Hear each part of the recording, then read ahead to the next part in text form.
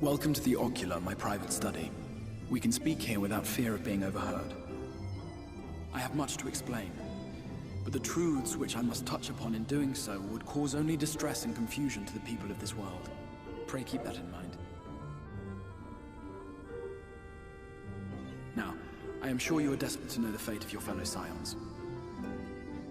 To put it simply, they are here in the First. Their arrival, however, was not as recent as you may imagine. Here, time flows at a different pace from that of the Source.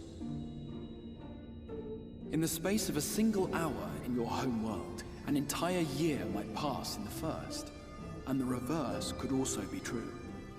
The pace fluctuates without rhyme or reason, and it cannot be predicted. That said, we seem to be entering a period of near equivalence, and thus, for the moment, you need not overly concern yourself with the passage of time. As for your companions, however, Y'shtola and Urianger have dwelled here for 3 winters, all told, while Thancred's count stands at 5. Even our more recent arrivals, Alphinaud and Alisaie, have lived in the First for almost a year.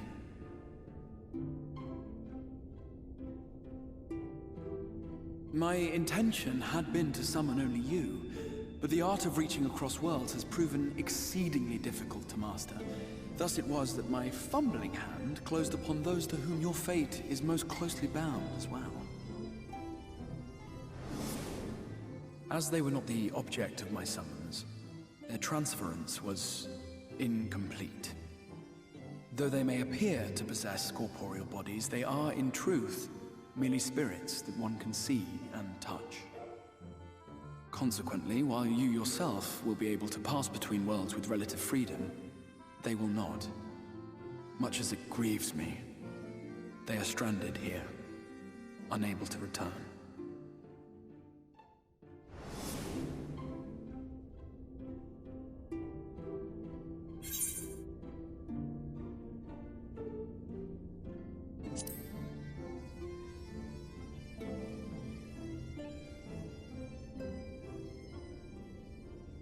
We spent every waking hour searching for a way to reverse the summoning. In the beginning, at least. As you may have surmised, however, our efforts met with little success. And then we all but abandoned the endeavor once Urianger shared with us the vision he had witnessed during his journey through the rift.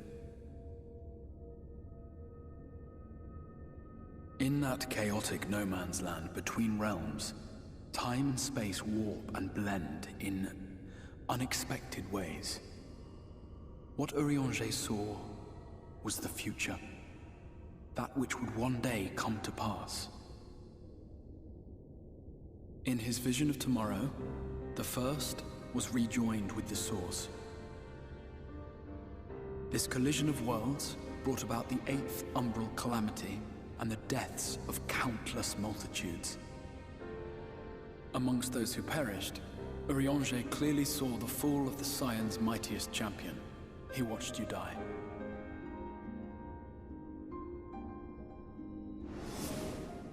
And thus did the Scions embrace their exile, and began searching this world for a means to forestall the coming catastrophe in yours. Their souls are stranded in the First, yes, but they have fought on, desperate to save their home and you from destruction. Nor have their efforts been in vain, for it was they who finally established that the elimination of the Sin Eaters will indeed serve to prevent the calamity. Considering these circumstances of our meeting, you would be forgiven for doubting my version of events. And so, before all else, I would suggest you track down your comrades and hear the tale from their lips. I shall of course be happy to assist in these reunions, and you need not make any decisions regarding your involvement until you are certain of where you stand. Meanwhile, I promise I will not rest until I have found a way to help your friends return home. What say you? Have I earned your trust for the moment, at least?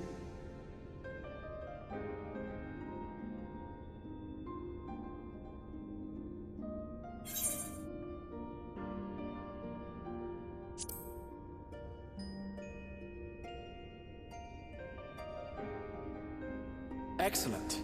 You will not regret this. With that settled, we shall have to see about getting you ready for the road. Traveling across the rift has no doubt left you weary. I will arrange for a room where you might rest in comfort. While it's being prepared, perhaps I can show you around.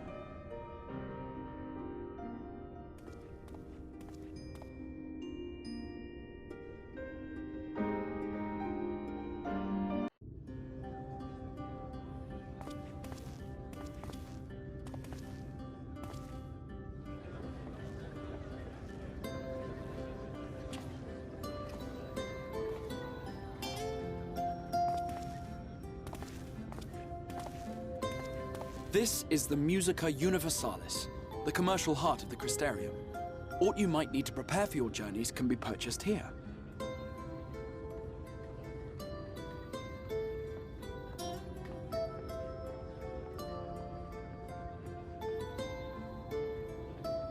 Ah, yes. You must be curious about the currency.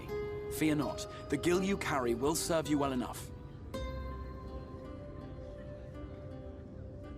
Each nation once minted its own coins, but 'twas all a jumbled mess following the flood. After much debate, the local merchants eventually elected to revert to the old ways, wherein a coin's value was decided by the worth of its metal. As for a unit of measurement, we agreed upon the term gil, a word borrowed from coins uncovered within the Crystal Tower here. And as our traders peddled their wares across the land, so too did our usage of gil become common practice. From what your stola tells me, a standard coin from the source equates to exactly 1 gil here, or near enough not to matter. Our way of life has benefited greatly from the artifacts we recovered from the tower, some of which may be familiar to you.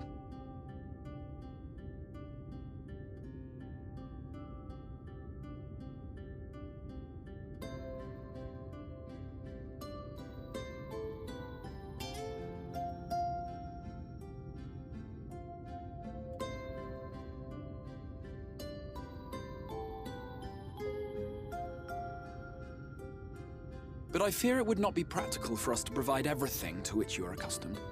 You shall need a means to access the commodities of your homeworld.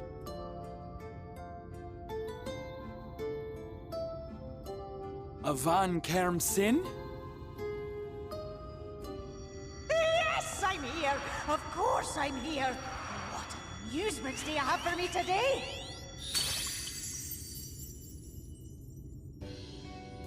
My dear Feo Ul, paragon of pixie kind.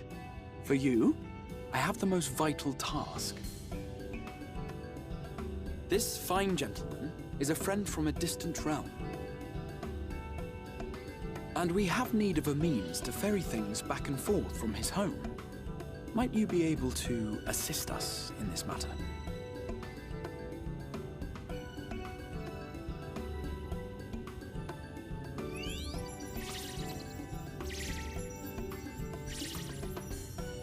You came from beyond, didn't you? From beyond the rift? How wonderfully exciting! What a brave and reckless and marvelous thing you did! You've the heart of a pixie, you do. After careful consideration, I have decided to grant you my assistance. Make a pact with me and the fun can begin. But answer me this, traveler. Did your garments come with you when you crossed over? Your teeth? Your nails?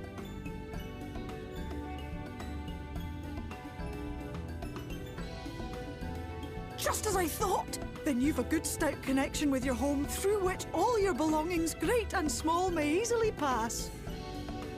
From this moment forth I will be your Isnefis, and you my Snayak.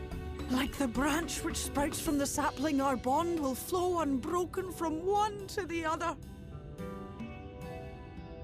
Raise your hand.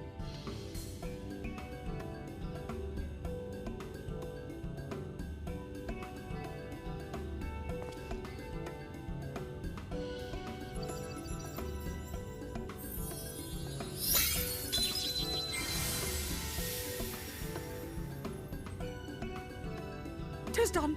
We are bound now, dearest sapling. Come then. Make your request. Tell me your desire. I wish to visit this world of yours. Mayhap a message to your friends in the Source to inform them of your safe arrival.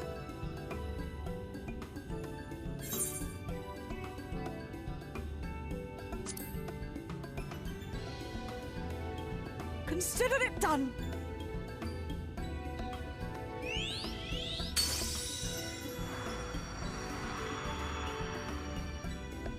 As you heard, that was Feo Uld of the Pixies. Their kind possess an affinity for magic akin to that of arcane beings. They rarely show themselves in populated areas, but Feo is insatiably curious even by Pixie standards, and seems to have taken a liking to the Crystarium. Right, we were going to organize a room for you, weren't we? Come along.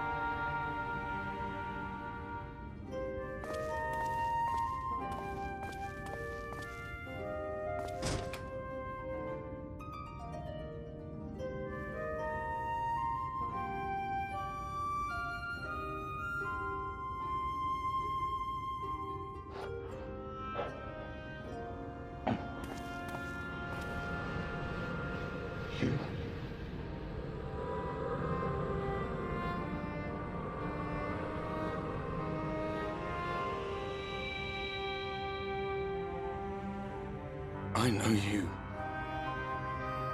You're the warrior of light from the Source.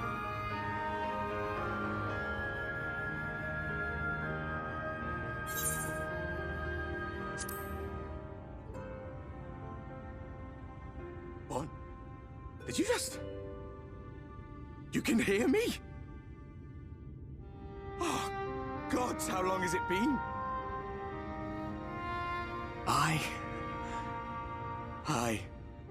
That was what I called myself in your world. The Warrior of Darkness. My real name is Ardbert. I used an alias in the Source, a daft one, looking back. If you recall my tale, it was my comrades and I who caused the flood.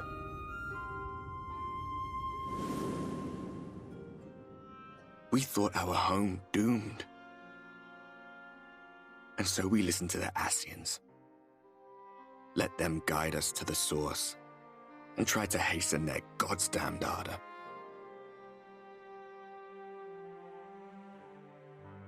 I remember when we fell, defeated by you and yours.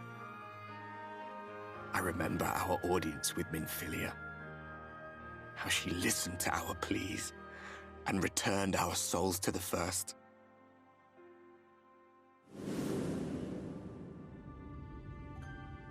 The flood was poised to swallow Norvrant. Minfilia and my friends, they surrendered what little they had left to hold it back. Just faded away,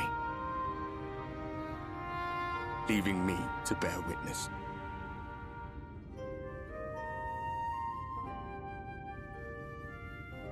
Tell me, do you know the year? How much time has passed since we caused the flood?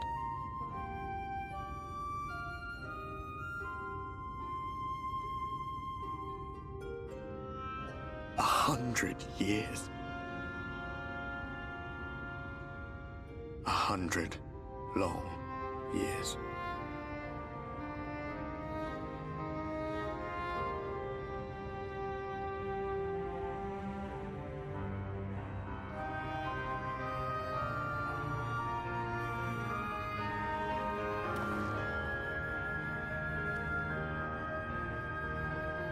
My hands find no purchase. My gestures catch no eye, and my pleas, be they whispered or screamed, reach not a single ear. I am a shade, cursed to do naught but drift.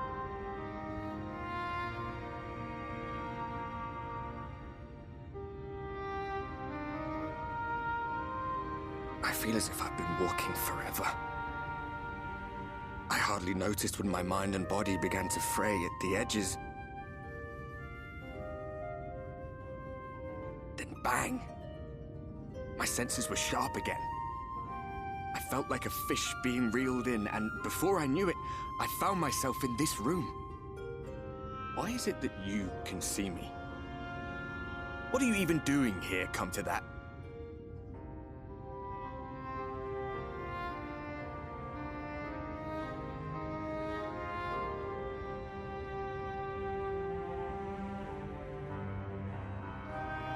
You were summoned to save the First.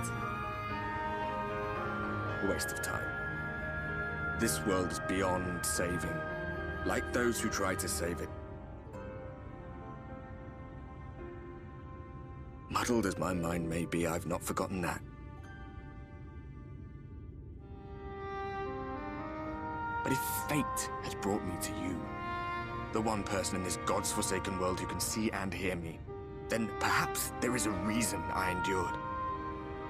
If I can find out why I was left behind, then maybe I can bring this journey of mine to an end.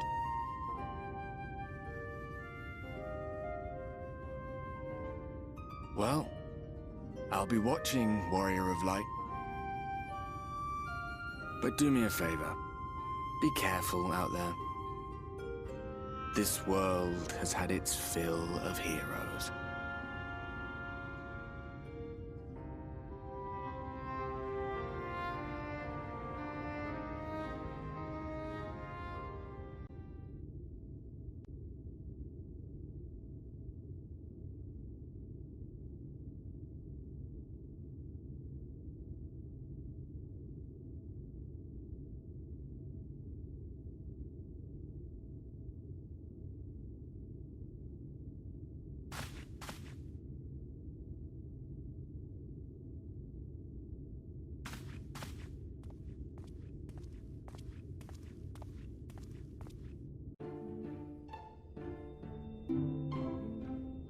Ah, how did you find your new quarters?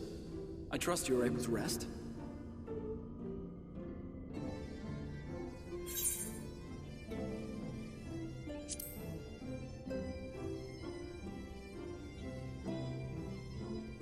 That is good to hear. Should you want for anything, pray let me know. Now, let us return to the subject of the Scion's whereabouts.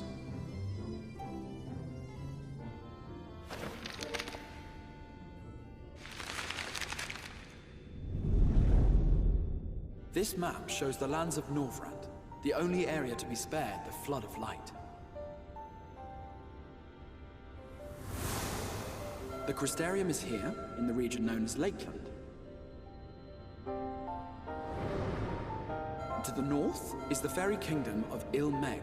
That is where you'll find Urianger.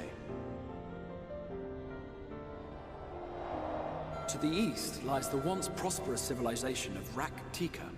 Your Stola is stationed there, in the heart of the forest. Alas, neither location can be reached without considerable difficulty. As such, I would suggest you first seek out one of the twins, each of whom is stationed but a short flight from the Crystarium.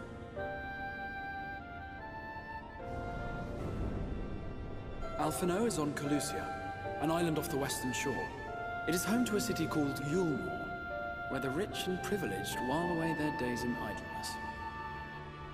For his part in furthering our cause, Alphinaud journeyed there to meet with the citizenry and forge alliances. From what I hear, he has since kept himself busy gathering information around the main settlement. Alisaie, meanwhile, traveled south to the arid wastes of Armorang. They lie upon the very edge of the inhabitable world, where the Flood of Light was halted. Those who dwell there live in constant fear of attack by the Sin-Eaters. In contrast to her brother, Alisaie felt that her energies would better be spent learning about the enemy, and thus she sells her services as a guard, both to hone her skills and gather information on our foe.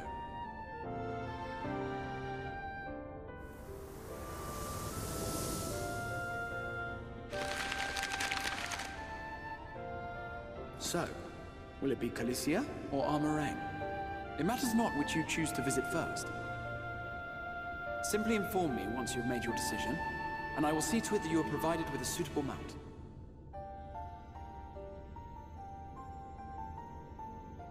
Ah, but you must be wondering about Thancred. He has taken up with a new companion, and is presently engaged as a wandering hunter of sin-eaters. Being ever on the move, his whereabouts are often difficult to ascertain, but I am certain your paths will cross ere long.